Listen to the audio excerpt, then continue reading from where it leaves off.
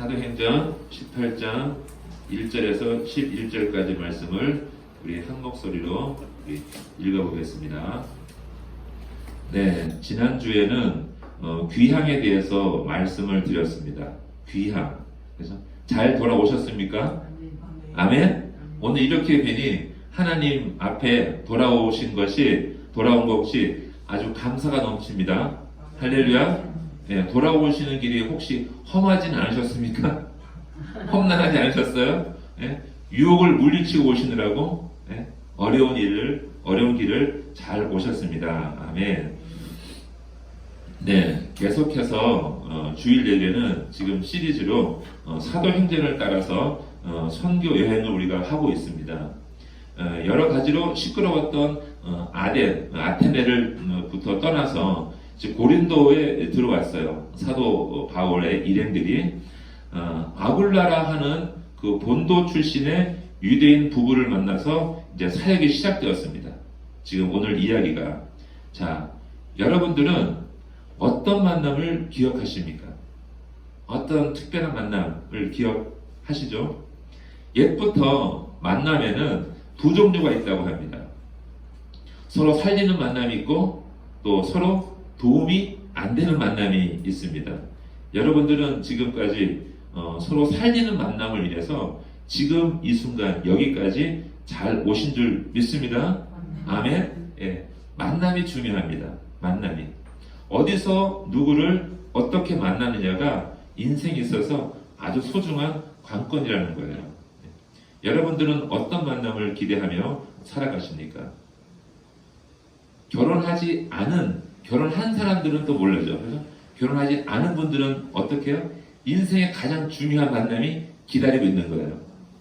우리 강사님처럼 그 얼마나 큰 기대, 소망이 있겠어요. 그래서 그 만남을 잘 준비할 줄로 믿습니다. 아멘? 아멘 소리 약하군요. 아멘. 네, 아멘 하셔야 돼요. 자, 사도 바울의 길이 있습니다. 복음 전도의 길, 전진하는 믿음의 길에서 우리는 누구를 만나야 합니까? 누구를 만납니까? 하나님은 누구를 만나게 하십니까? 우리로 하여금 누구를 만나게 하시는 이가 하나님이신데 하나님은 특별한 만남들을 준비하고 계시는 거예요. 첫 번째로 하나님은 먼저 침묵하지 않는 사람을 만나게 하십니다. 아멘? 참지 않는 사람을 만나게 하신다는 거예요.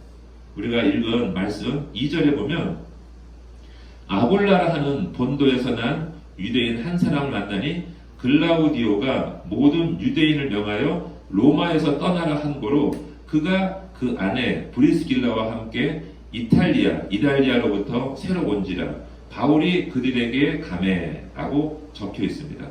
본도라는 것은 소아시아 동북부 지역의 그 흑해 연안 지역입니다. 사도행전 2장에 보시면 오순절 성령 강림이 임하실 때 그때 많은 사람들이 모였어요. 근데 그 중에 본도 사람들도 예루살렘 성을 순례했다고 성경이 기록하고 있습니다. 그거 본도 출신의 유대인이었던 아굴라라는 사람을 바울이 만났다는 거예요. 글라우디오 로마 황제는 유대인들을 추앙합니다. 그래서 그때 로마를 떠나 고향으로 돌아가지 않고 고린도로 와서 텐트 만드는 사업을 했던 거예요. 자, 오늘 바울 일행은 세상의 시끄러운 아덴을 떠나서 고린도에 들어와요. 들어왔는데 그곳에서 아굴라와 브리스길라 부부를 만나 텐트 만드는 일을 시작한 겁니다. 예로부터 그 랍비를 가르치는 학교에서는 말씀을 가르치지만 동시에 생계를 위해서 아주 간단한 그 기술만 익히면 할 수 있는 직업 기술을 가르칩니다. 지금 말하면 어떤 걸 있을 수 있냐면 옷 만들고 수선하는 일, 그리고 세탁 기술, 구두 만드는 거, 그 수선하는 기술, 또는 이제 자동차 정비 같은 그러한 기술, 한 중간 정도의 기술, 아주 고급 기술이 아니라 그렇게 해서 가르쳐서 생계를 이끌 수 있도록, 생계를 꾸릴 수 있도록 하는 그 교육이 있었다는 거예요. 그래서 아마도 배웠지 않았을까. 사도 바울도 그렇게 이야기하고 있습니다. 저도 미국 가서 한 2년 정도 초반에 시공 기술을 배웠어요. 이 의치 만드는 기술. 그래서 한 2년 정도 생계를 보탰는데 굉장히 유용한 일이에요. 그런 것처럼 배운다는 거죠. 그래서 사도 바울과 아굴라가 자연스럽게 함께 일을 시작했다는 거예요. 왜 아굴라는 로마에서 쫓겨나 고향으로 돌아가지 않고 고린도 지역으로 옮겨왔을까 한번 생각해 보았습니다. 그도 또한 어떤 사람이었을까요? 바울과 같이 복음을 위하여 침묵하지 못하는 사람이었기 때문입니다. 그런 겁니다. 침묵하지 못하는 사람. 하나님 말씀 어떻게 돼요? 매이지 않아요. 묶이지 않고 묶일 수 없기 때문에 믿는 자들의 발걸음을 통해서 복음이 전해지는 거죠.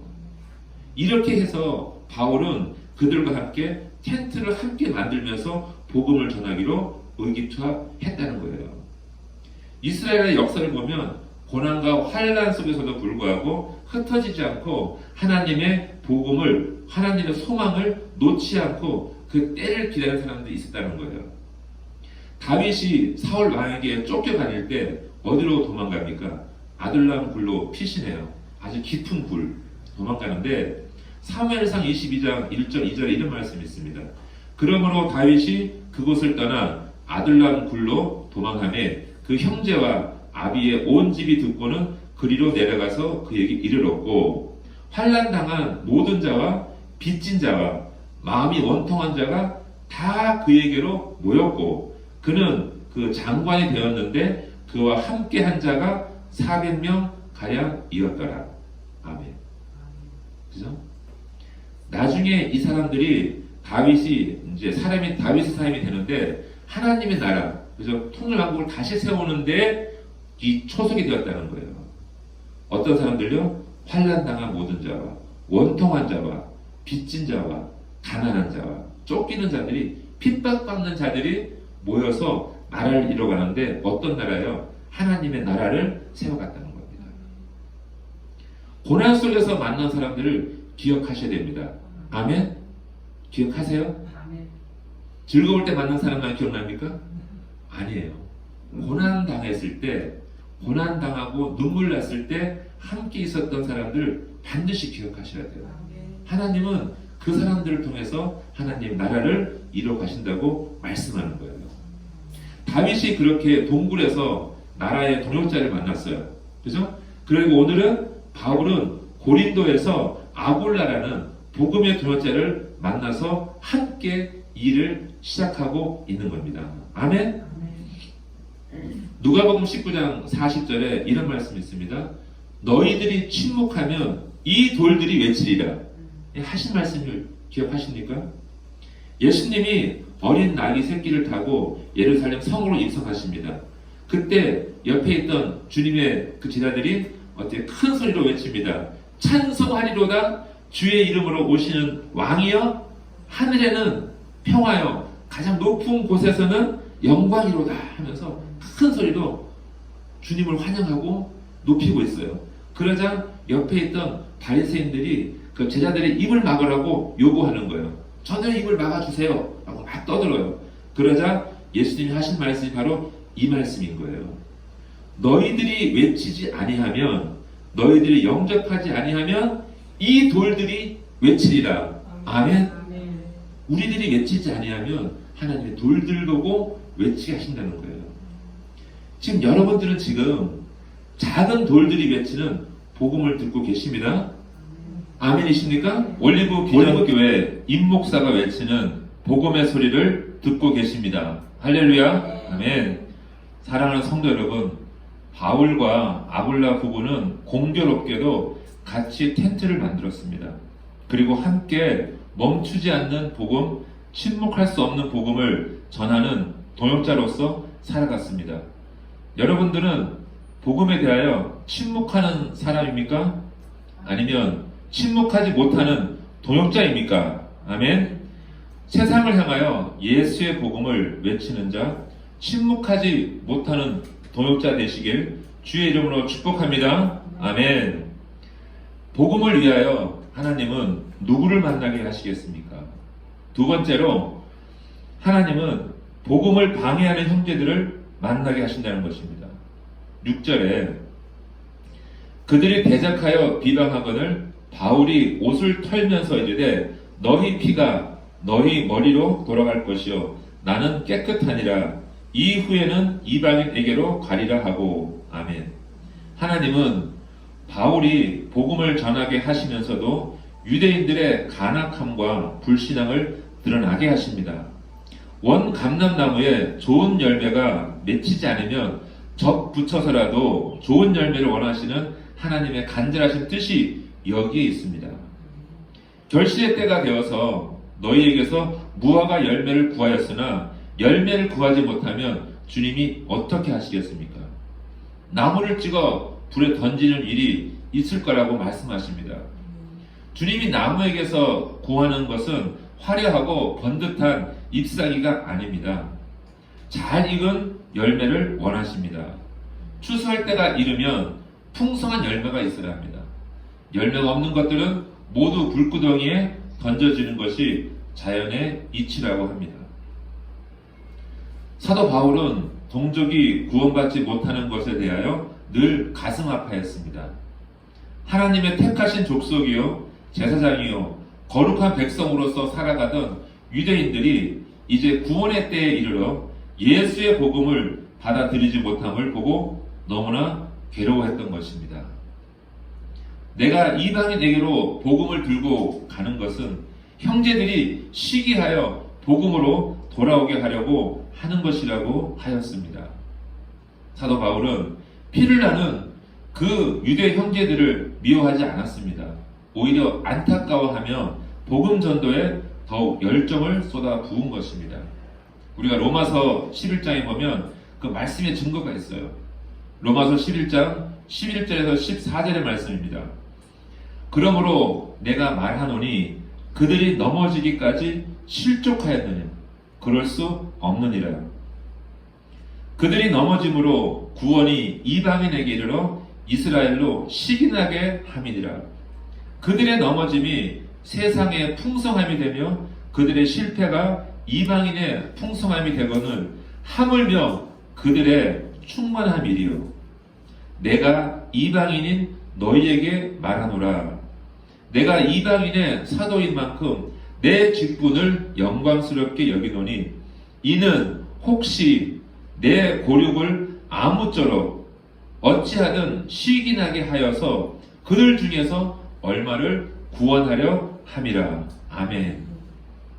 반대하고 회방하는 유대인 형제들을 바라보는 사도 바울의 마음은 분노가 아니라 긍휼의 마음이었습니다.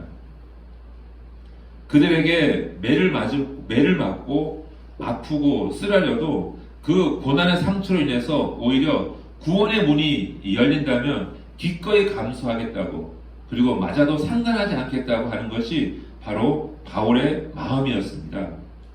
사도 바울이 이렇게 말합니다. 나는 깨끗하다고 하였습니다. 이 말은 결코 교만한 말이 아니라 진정으로 바울 자신이 정결하고 흠없는 사람이라고 하는 것이 아닙니다. 하나님의 은총에 힘입어 주 예수의 십자가 보혈로 깨끗함을 입은 죄인, 즉 회개한 죄인임을 고백하고 있는 것입니다. 사도 바울은 주님의 십자가 은혜로 전적으로 구원받았음을 고백하고 있습니다. 그래서 자신이 깨끗하다고 말할 수 있는 거예요. 성도 여러분, 하나님의 은혜로 우리 교회가 세워지는 과정에서 실제로 시기하고 질투하는 형제 자매들이 있었던 것 같습니다. 6절의 말씀처럼 그들이 대적하며 비방하였습니다. 저는 그 또한 시기와 질투도 관심의 다른 표현이라고 생각합니다. 우리의 행동이 복음을 가로막는 일인지 아닌지를 깨달아야 합니다. 혹시 내가 복음을 가로막는 장애물이 아닐까 생각해 봐야 되는 것이고, 아니면 복음에 힘을 실어주는 에너자이저인지를 생각해 보시기 바랍니다. 성도 여러분, 복음의 길로 함께 걸어가야 하는 형제 자매를 위해서 우리는 기도해야 합니다. 그들도 하나님의 자녀요, 백성인 것을 잊지 마시고 끝까지 이름을 부르며 복음의 빛이 비춰지기를 기도합니다. 아멘. 세 번째로 복음을 위하여 하나님은 누구를 만나게 하시겠습니까? 누구를 만나게 하실까요? 하나님은 한밤중에 말씀을 만나게 하십니다. 아멘. 어떤 말씀이요? 사명의 말씀을 만나게 하신다는 거예요. 직면하게 하신다. 9절에 보세요. 밤에 주께서 환상 가운데 바울에게 말씀하시되 두려워하지 말며 침묵하지 말고 말하라. 다시 읽어드릴까요? 밤에 주께서 환상 가운데 바울에게 말씀하시되 두려워하지 말며 침묵하지 말고 말하라. 아멘. 사도 바울은 열심히 복음을 전했습니다. 최선을 다해서. 그런데 육신적으로 영적으로 힘들어지는 거예요. 힘이 떨어지고 있습니다. 우리가 8절을 보면 회당장 그리스도가 온 지방과 더불어 주를 믿으며 수많은 고린도 사람들도 듣고 믿어 세례를 받았습니다. 그렇죠? 하지만 그렇게 놀라운 일들이 벌어지지만 유대인 형제들이 길을 쓰고 방해하고 길을 막아도 복음은 계속 물밀듯이 힘차게 흘러가고 있어요. 그런데 실질적으로 이 사도 바울이 맨 앞에서 달려가는데 힘이 빠지는 거예요. 그죠? 힘이 들고 힘이 약해져가고 있습니다. 하지만 한밤중에 쓰러져 있는 사도 바울에게 그 고난의 밤 가운데 주님의 환상 가운데 바울을 찾아오셨어요. 아멘. 주님은요 항상 막판에 등장하십니다. 믿으십니까? 항상 거의 숨이 넘어갈 듯 할 때 나타나시는 것 같아요. 꼭 그렇지는 않겠지만 9회 말 투아웃 거의 그 볼 카운트가 꽉 차가지고 볼 하나면 쓰러지는 그 상황에 잘못 치면 마지막 하나를 그때에 하나님이 나타나셔서 뭐라고 말씀하세요? 아직 포기하지 마라. 볼 하나가 남았다. 저는 그럴 때가 참 많았던 것 같아요. 성도 여러분, 여러분들의 삶은 어떠세요? 9회 말 투아웃이세요? 웃으시는 거 보니까 그런 것 같아요. 아직 8회 말이라고 아직 한 해 남았다고 버티시는 거예요? 아니죠. 모든 우리의 삶이 하나님의 사람이면 9회 말 투아웃 같아요. 그죠? 간들간들해요. 하나님께서 말씀하세요. 포기하지 마라. 포기할 때는 뭘 쓰는 거죠? 포기는 어디에 쓰는 거예요? 배추 실 때. 잘 아시네. 배추 실 때 쓰는 게 그 포기라는 단어예요. 볼 하나 남았답니다. 하나님께서. 볼 하나가 남아서 너희를 기다린다고 말씀하세요. 10절에 보세요. 10절. 내가 너와 함께 있음에 어떤 사람도 너를 대적하여 해롭게 할 자가 없을 것이니 이는 이 성 중에 내 백성이 많음이라 하시더라. 아멘. 이는 이 성 중에 내 백성이 많음이라 하시더라. 주님이 바울에게 말씀하시고 싶었던 포인트가 바로 이거였어요. 힘을 내라, 용기를 가져라, 담대하라, 좌절하지 말아라고 하신 것은 하라고 말씀하신 그 뜻은 뭐예요? 바로 내 백성이 여기 있다. 많이 있다고 말씀하시는 거예요. 그럼 갈 수 있어요? 그럼 잠자고 있어야 돼요? 아니잖아요. 내 백성이 여기 있는데 내 백성이 많은데 너는 지금 어디로 가냐고 말씀하시는 거예요. 지금 우리 교회는 지금 어디 있죠? 송파구에 있습니다. 이곳에 있어요. 많은 백성이 여기 있다고 말씀하세요. 내 백성이 여기 있는데 어떻게 해야 돼요? 잠잠하지 말고 큰 소리로 외치라고 말씀하세요. 이 지역으로 다 이사 오시기 바랍니다. 왜 아멘 안 하시니까? 네, 다 이사 오셔야 돼요. 내 백성이 여기 있는데 많이 있는데 왜 두려워하냐는 거예요. 사실 사도 바울도 힘들고 지치는 거예요. 방해를 너무 많이 하니까. 그러니까는 육신적으로도 떨어지는 거죠. 그럴 때 나타나서 주님께서 말씀하시는 거죠. 내 백성이 여기 있는데 너 어디 가려고 하느냐고. 나와 함께 내가 너와 함께 한다는데 뭐가 그렇냐고 말씀하시는 거예요. 사랑하는 성도 여러분, 두려워하지 말고 잠잠하지 말고 큰 소리로 예수의 십자가를 외치셔야 합니다. 아멘. 옛날 그 유명한 그 최원문 목사님 아세요? 그분이 외치는 소리는 딱 이 두 단어, 이 구절이었어요. 예수 천당, 불신 지옥. 성경을 정리하신 거예요. 성경 말씀에 주님의 말씀의 뜻을 정리하신 거예요. 예수 천당, 불신 지옥. 사도 바울은 다른 곳으로 가려던 발걸음을 멈추고 말씀에 순종하여서 고린도에 남아서 1년 6개월을 지내며 하나님의 말씀을 가르쳤습니다. 아멘. 요즘 우리 교회도 지금 모이지 못하지만 줌을 통해서 성역 공부를 하고 있습니다. 참 은혜가 넘쳐요. 기쁘게 하고 있습니다. 그래서 이것을 모든 교인들하고 은혜 나누면서 성경 공부, 삶을 나누는 그런 공부를 하려고 하고 있습니다. 말씀을 맺으려고 합니다. 세상은 지금 돈과 부귀와 명예를 따라서 춤추고 있어요. 하지만 성도들은 그 유혹을 뛰어넘어서 천국을 향한 소망으로 하루하루를 살아가야 합니다. 아멘. 아멘. 세상적인 권세에 눌려서 옳은 말을 못하는, 바른 말을 하지 못하는 그런 세상입니다.